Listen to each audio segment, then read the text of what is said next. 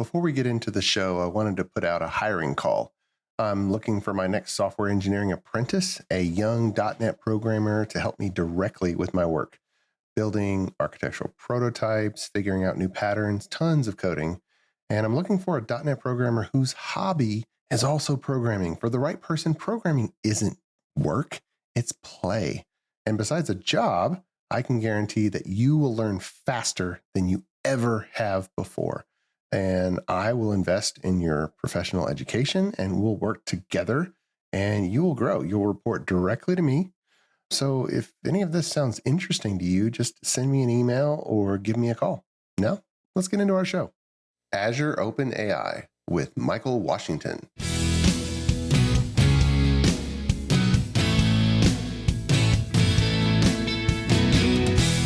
The Azure DevOps Podcast is a show for developers and DevOps professionals shipping software using Microsoft technologies. Each show brings you hard-hitting interviews with industry experts, innovating better methods, and sharing success stories. Listen on to learn how to increase quality, ship quickly, and operate well.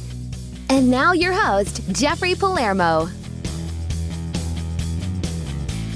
Welcome to the show. I'm Jeffrey Palermo, your host for helping you and your teams move fast and deliver quality and to run your software with confidence in Azure, all while using everything that the .NET ecosystem has to offer. The podcast is sponsored by ClearMeasure, a software engineering firm serving companies with mission-critical software projects that need to be delivered. When failure is not an option, there's ClearMeasure. You can find them at clearmeasure.com. Quick announcement, we're in our second year of my architect forums. Signups for them for the next session are up on the website. And if you lead a software team and you're looking to collaborate with other peers, other architect leaders, people who are leading teams of developers, then you can just sign up at the link in the show notes. It's free. It's just a community activity where iron sharpens iron. And for those who are looking for my Programming Palermo video podcast, you can just search for it in any of the directories and you'll be able to find it. My returning guest today on the show is Michael Washington. Michael is an ASP.NET and C# programmer who has extensive knowledge in process improvement, AI, and large language models and student information systems. He's also the founder of two websites, AIStorybuilders.com and BlazorHelpWebsite.com. Both are fantastic resources that help empower developers.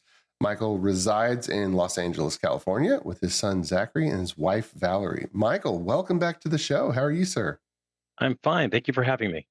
Oh, my pleasure. I think this is the third time you've been on the podcast, if I'm counting correctly. But welcome. I want to ask you all about your AI story builders and your new book around Azure OpenAI that we'll make sure to link. But before we get into that, AI and GPT and large language models is kind of the new hotness everybody's talking about, and there's lots of movement. But are there any maybe high points in your career that have kind of steered you into loving programming and working on what you're working on today? Well, I've been a Microsoft stack programmer because I think the first database ever created was Microsoft Access. So I was a teenager back then. So I've pretty much stayed with Microsoft technologies, and I, just like the community. I got involved in open source with .NET Nuke. So I found out about the whole community and people, teaching others and helping others out, just to help them out, that sort of thing. So, then I eventually became a Microsoft MVP through that process. And yeah, it's just the people, the community, and the software, obviously. And I've been through, all the various things, Silverlight, and which then led to Blazor. And then, of course, the AI came out. And of course, you see Microsoft's a leader in that. So yeah, this has just been where I've been. This is the community. These are the people. Nice. And yeah, you went really deep into Blazor. Your a Blazor book, your help website, and I'm wondering, AIStorybuilders.com. I know this is an aside. It's a website. What did you choose to build it in? Just curious, the tech stack. Oh, the website, of course, is Blazor. However, the website is just a place for you to get information, documentation, and information on the actual application. And the actual application is the first Windows program I've ever, commercially written. Hmm. And of course, it is a Blazor Maui program. Nice. So I had always avoided making Windows, an application that people install on their Windows desktop.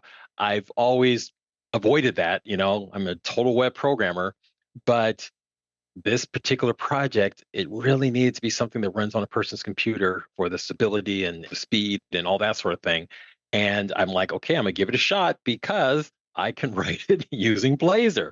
Right. It was a wonderful experience. So I guess we can maybe talk about it a little bit later, but creating a Windows desktop application using Blazor is a very interesting experience for me. And AI Story Builders is that product. But then there's a website called aistorybuilders.com, which is a Blazor website. And that's just where I put the documentation and Yeah. you need a website, even if the ultimate thing is a desktop application. Right. Well, your latest book is out on Amazon. It's called Azure Yes. OpenAI Using C#. Now, you've written a number of books, and I think this one just got published, last September? Somewhere around there? Last fall? Yes, it did. Yep. Yes, So it did. congratulations on that. We'll include a link to it Thank you. in the show notes. What was the vision? You said, you know what? There needs to be a book on this topic. Okay. Everything around AI programming, we're, not just a normal consumer, but we're trying to create an application around AI. Everything is using Python. Yeah. Trying to find a resource using C# is extremely hard. That's why the title of the book says, this is Azure OpenAI. There's a lot of other books on Azure OpenAI and a million articles, but this one covers using C#. So that's why someone needs to write this book. But the biggest thing was I wanted to learn. I was very excited. ChatGPT came out. Like everyone else, I was using it and I was like, oh my God, this is incredible. But I really wanted to get down deep and learn it. And that's why I've written 15 books, because that's how I learn. I did also write a book on OpenAI. So this is Azure OpenAI. So this is consuming the OpenAI models through Azure. That's what my book is about. You can obviously consume OpenAI models directly from OpenAI.com. And I did write a book, which should be out in about 3 months, from SyncFusion. So that'll be a free book that you can download from SyncFusion. And so I actually wrote that book first. And then I, of course, wanted to do something with Azure OpenAI. And then I wanted to write a book for that. And that's the book that is out, that came out in September. And after writing that book, that's when I decided to create AI Story Builders. Very cool. People should go and read the book, but even the table of contents is pretty intriguing. Like recursive OpenAI function calling, bringing your own data, which everybody is talking about, bringing your own data. What are some of the cliff notes, some of the things that you discovered that's like, okay, this blows it wide open? Okay, so again, I started writing the book because I wanted to learn, and so I have all this. It assumes you know nothing. It starts you off. Here's how to make a simple chatbot, that sort of thing. As I was writing the book and getting part of the whole community and seeing what people are doing, I realized that the holy grail of large language models, when you are approaching it from a developer standpoint, okay, you're an architect and your company wants to somehow incorporate large language models and this whole AI thing. The number one thing you hit is, my company has data that is not exposed on the web. Right. The model was not trained on this data, Yep. but we want the AI to know about this data. How do I handle that? The answer is what they call RAG, R-A-G, Retrieval Augmented Generation. Essentially what this means is you have to feed the AI in the prompting process. When you type something and you send it to the AI, that is called the prompt. So in the prompt, you must provide all the information that the AI needs, as well as your question, which is, how many people do we need to contact based upon all the activities that we have planned for the next week? You have to provide to the AI in the prompting process all the various activities. And then your question, which is, how many people do we need to contact? And it'll then come up with the answer. But notice, you have to give it all that information. Now, that may seem kind of counterintuitive. You may say, well, wait a minute, if it's supposed to be doing all the work for me, why do I have to do all the work up front? Well, you can just you could just do an information dump. Mm-hmm. Here's 10,000 things, and it will sort things through. So that's what it's good at. So the question is, how do I know what information to give it? And that is part of the retrieval augmented generation process. What you do is you use a thing called embeddings. And embeddings are basically turning information into basically numbers, but it turns it into a format that the computer can understand. And you're able to then search amongst all your information to only pull up information that is relevant to this particular prompt that you need to send. And that's kind of how you do it. So the first step is create embeddings of all your existing information. So all your existing database information, PDF files, whatever it is, Mm-hmm. you create embeddings. Now you decide what you're searching on or what your question is, whether it is, please find all my, create a schedule for me, or tell me what my schedule is next week. You basically then do a search that says, go into all my, appointments, searching on the embeddings to pull up all my relevant appointments, Mm-hmm. send that to the prompt, and then the AI will come back and say, okay, Monday you need to do this, Tuesday you need to do this, Wednesday you need to do that. So it's a process. And my book covers step by step by step through a number of examples on how you do the embeddings, how you create the search and all that sort of thing. All the code, of course, is on GitHub, so you can just download the samples. But I explain to you line by line exactly what's happening so that you have a full understanding, so Mm-hmm. that you can then incorporate that information. So it was after I wrote that book, and I go, okay, I've explained all the nitty gritty parts. I go, I want to create an application that uses what I've just talked about, Mm-hmm. so that people can see this is how it would work in a real world application. And that's why I came up with AI Story Builders. Nice. Is there a story behind the name? Oh, AI Story Builders. Okay, well, like I said, I've written about 15 books. However, my major in college is actually radio, TV, film. I wanted to be a Oh, so that's why filmmaker. you're good at this stuff, writing all Right. these books and But I like fiction writing, and I Okay. haven't done much fiction writing in the last 10 years, Yeah. because it takes so much time to concentrate on a novel. You have to have the characters and locations and keep all this in your head. And of course, I have so much stuff I'm doing that I just hadn't had time to do it. But I really always kept wanting to get back into writing fiction. So that's why I realized that this is where the AI can help with. I can use the RAG process, retrieval augmented generation process, to pull up, relevant parts of the characters and locations. And I can then say, hey, we're on chapter 1. I want chapter 1 to be about this thing. Help me write this. And that's why I created the program, so I can get back into fiction writing. And it worked, and I was really surprised. And I have gotten back into fiction writing. So I'm currently writing a book using the software right now, and I hope to be done within a month. Whereas normally, if you're going to write a full, novel, it usually takes years. But using this program, it will generate 300 words to 500 words at a time. Yes, I have to go in and edit it and constantly make changes to it. Yeah. But the fact that in a single session of maybe 20 minutes when I have time, I can get 500 words of good. This is good edited usable content. I could not do that without AI.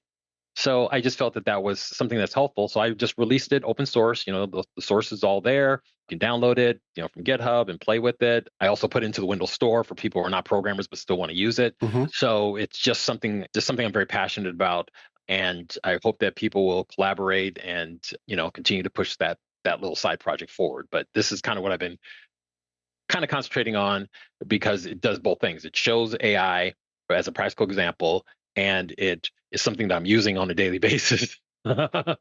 So that's kind of what I've been, my current passion. Cool. So you have to come up with all the characters, the plot, describe every character, and then it'll take that and then you'll say, now I want them to do such and such, and it'll kind of generate the paragraphs of and that stay happening. on track. The issue was keeping the AI on track.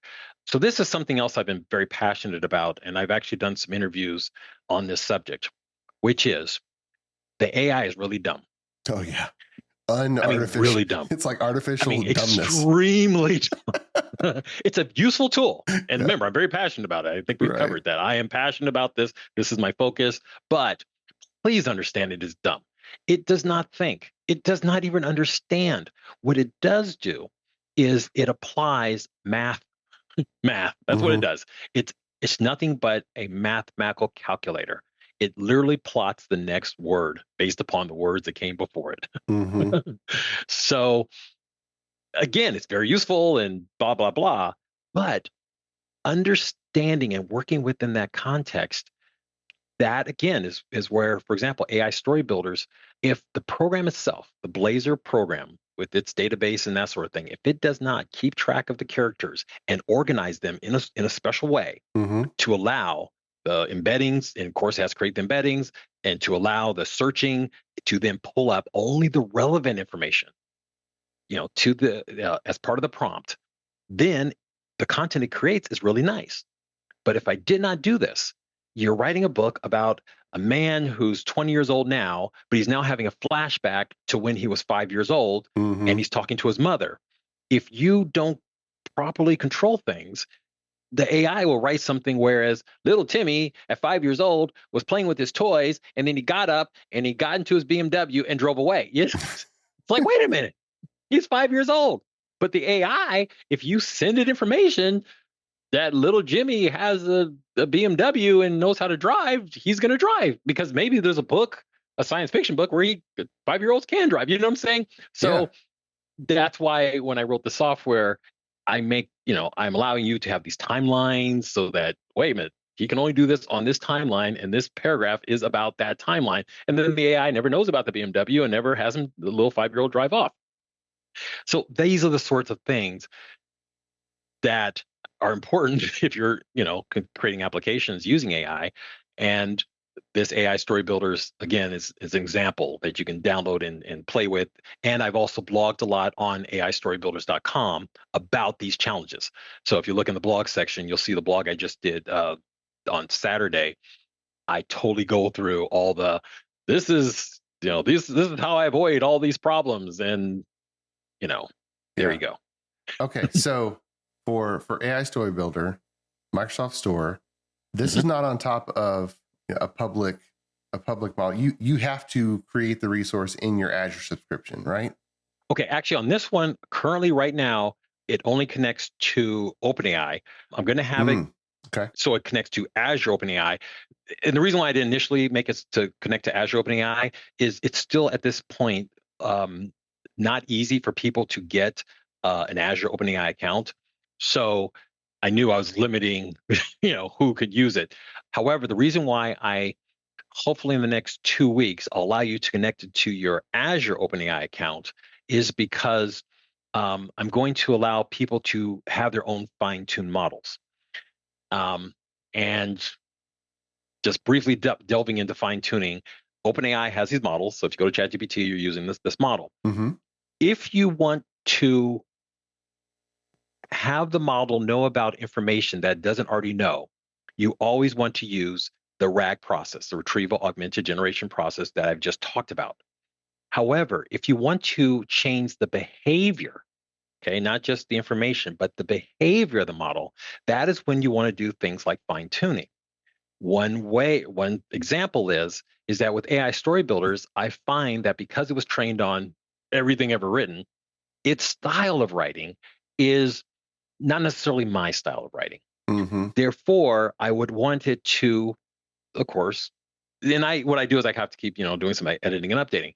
So to avoid that, if I wanted to have my style of writing, then I would want to fine tune the model, train it on my writing, and then I would get better performance in that aspect. So that is something that I plan to introduce to AI story builders, like I said, hopefully in the next 3 weeks. And at that point, I will open it up to allow you to connect to either directly to OpenAI or to Azure OpenAI. So like I said, my software is free. It's open source, all the code's there, whatever. I'm not charging anything for it, even though it's in the Windows Store. It's free, free download.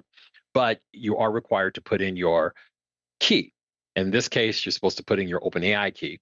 And the cost, because you're paying only API cost, oh man, I mean, I use the program every day, for maybe an hour or so a day. And the bill I get from OpenAI is about $1.50. Yeah. I mean, really, nice. it's very inexpensive. Azure OpenAI, the cost would be the same. The fine-tuning model may be a little bit more expensive, and I'll find that out, and I'll, of course, blog on it and that sort of thing. But that is something that's actually in progress. I was actually working on it this morning right before this we had this interview. Okay. Many thanks to our podcast sponsor, ClearMeasure. ClearMeasure is a software architecture company that empowers clients' development teams to be self-sufficient, moving fast, delivering quality, and running their systems with confidence. Whether starting a new project or developing new technologies or techniques, ClearMeasure sets up your team to deliver world-class results. Learn more at www.clearmeasure.com. ClearMeasure, empowering software delivery. ClearMeasure is also happy to be a sponsor of the video podcast, Programming with Palermo. Watch, learn, and program alongside Chief Architect Jeffrey Palermo. Videos are added weekly and available on syndicated locations supporting video podcast or by visiting palermo.network. Tune in today. As I understand it, there's a number of named models that you can pick from. How did you make the decision about which one to use? And do you know intimately how they're different? Oh, I do. For what I'm doing with AI story builders, you're pushing the models to the limit. Okay. So therefore, GPT-4, as of this date right now, when we're recording this, GPT-4 is the model to use. Okay. I do allow you to switch to GPT 3.5. It's faster. I mean, when you say I want something, it comes in fast, but the quality, it's totally noticeable. Okay. Quick example, if I asked it with the same characters and locations and all that sort of thing, if I said, create a paragraph where, Tom goes to get a hot dog and a robber comes up and mugs him. GPT 3.5 will write something that's very, it kind of makes sense and everyone's, kind of on track, whatever. But then GPT-4 will just have more subtext and the writing will just be more nuanced and the characters will just be, more deeper and that sort of thing. Yeah. So there are certain tasks that you need that may not need GPT-4. GPT-4, of course, will cost more money. So I just go between GPT 3.5 and GPT-4. The other models they have, the only other model I use is for the embeddings. That uses, I got the name of it, but it's a very extremely inexpensive model. So that when I create embeddings, it's like 0.0001 cent per thousand words that you embed. Yeah. It's like, don't even think about it. Yeah. So you can embed your entire company database, and it's going to cost you $1. Okay. So yeah, I just use three models primarily. Is the data in them what's different, or do they actually have a different algorithm also? It's the math. It's that mathematical algorithm. That's the issue. Okay. So it's able to apply this, mathematical. Remember, it's only trying to predict the next word, right? Predicting the next word, the quality it's able to predict is based upon how much it was trained with. I mean, you could think of it. That part I think of it is intuitive. If I gave you one book and I said, okay, all you know is what's in this one book, now predict the next word, you might kind of do okay, especially on topics in that book. But then as soon as I ask you something about, science or, art, and it wasn't in that book, you're like, I'm not so good. Right. GPT-4 was trained on, hey, let's throw everything at it. Well, guess what? That makes it really good at predicting the next word on anything you could ask for. Yeah. So that's it. You train it on more, it does better. That's it. But it's also a different algorithm. So it's more data. Oh yeah. They've obviously optimized so many other things about it. There's this whole, because the neural net and how it, does all this mathematical stuff, and there's papers on it and on all that. So there is other stuff, but it is still, the models behave better when they're trained on more stuff. But that takes a long time. It takes a long time, and it's a very costly process. So there's that. So the big models right now, Google, of course, has their Bard, Mm-hmm. and they keep coming out with new versions of that. But that's, again, remember, the L in large language model stands for large. So Bard is a large language model, and it has performance comparable to OpenAI's GPT. And of course, Meta, previously known as Facebook, they have their model, which again is comparable. So it's interesting about Microsoft. While my book is on Azure OpenAI, meaning using Azure to consume OpenAI models, Microsoft has this whole other AI section, which allows you to consume anyone's models. Therefore, if I want to consume the latest model that came out from Meta, Bard, I don't think that one's not available. But the one from Meta, I can consume that through Azure. Nice. And because Meta is not charging for their models, you're only paying for compute time in Azure. So that's another thing that I plan to offer in the future with AI story builders when connecting to Azure, is to allow you to, go, let me run it against the Meta model. So that's another thing, that you're not just locked into the OpenAI models. Yeah, very cool. There seems to be more and more people not only publishing models, but even smaller players creating specialized ones. Like ChatGPT is kind of this generic one, but I stumbled on another site that literally has like probably 4 dozen historical characters, and it's just like, here's Chat Eisenhower, here's Chat Abraham Lincoln. Here, I mean, they just kind of picked all kinds of profiles and they customized it, and I think they did a pretty good job. That's the kind of thing I hope with the fine tuning, that if, for example, you're saying, I really need this model just to write things for my book, that because that's a nice small focused task, that using a fine-tuned model that's fine-tuned for that task would give you better performance than consuming the general ChatGPT model. Yeah, for sure. But that's a process. I'm actually doing experiments now, and I plan to do some experiments this weekend. So that's in process. We can have a follow-up later. Now, with the models and your writing, have you found a way to take all of your previous books and feed it in so that they know kind of your writing style? I know it's not fiction on that front, but well, for the I could, though. I'm telling you, what I do want to do is I wanted to do it with my fiction writing, and that is what I hope to do this weekend, which is take all my past fiction writing. Okay. And I have a lot over the years. I mean, I graduated from college 30 years ago. You look great. So, so I plan to actually go back and take all that and shove it in to see. And I could, obviously, I could do it with my tech stuff. I guess the problem with tech stuff is so much of my tech stuff is so out of date. Yeah, sure. I don't want to train it on that. So I recently did an interview with Kent Beck, who was one of the Agile Manifesto signatories, and he was working on a model he calls Rent-A-Kent. I think Rent-A-Kent.ai, and he did like train it with. He transcribed like recorded conference talks and everything. Conference, and his hope is like, can I make it sound like maybe how I would have answered generally?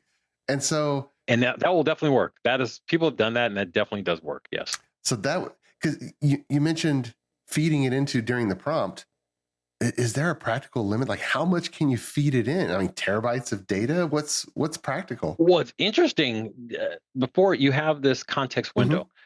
So let's say, for example, previously the context window was about 4,000 tokens. A token is equivalent to about a syllable in a word, and you had tokens coming in and tokens coming out. They both have to add up to, say, 4,000.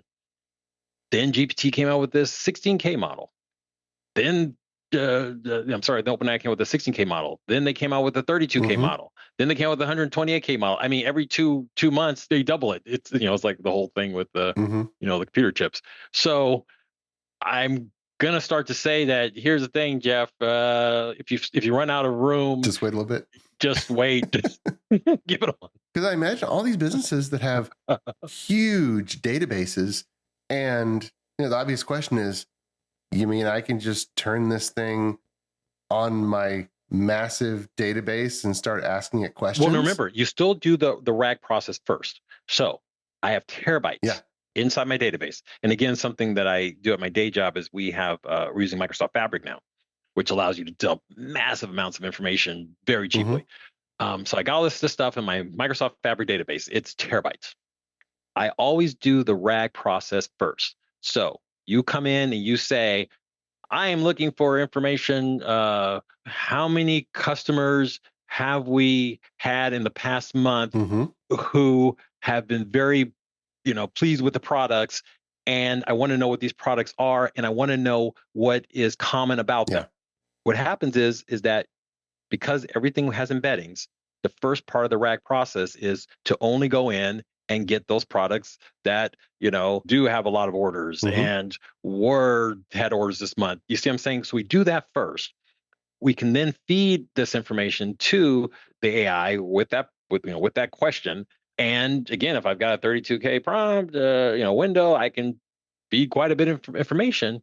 And what it comes back with will be nicely, organized and very coherent, and you can say, sorted by such and such. Goes, I got no problem, because you see, so the RAG process doesn't go away. And that's why I feel that the book I wrote is a foundational book, that this foundational thing is part of even all the new stuff that's coming out. Even though the context window gets bigger, you still need to do the RAG process because pre-trained. But I also don't think they're ever going to get to the point where I can send a terabyte to the prompt.